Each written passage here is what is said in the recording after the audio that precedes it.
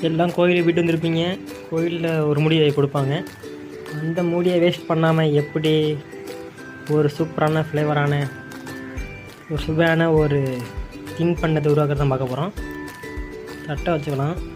வச்சுக்கிட்டு தேங்காய் திருவல் எடுத்துக்கிட்டு அந்த மூடி இருக்கா, தேங்காய் மூடி தெரிவிக்கிங்க நல்லா.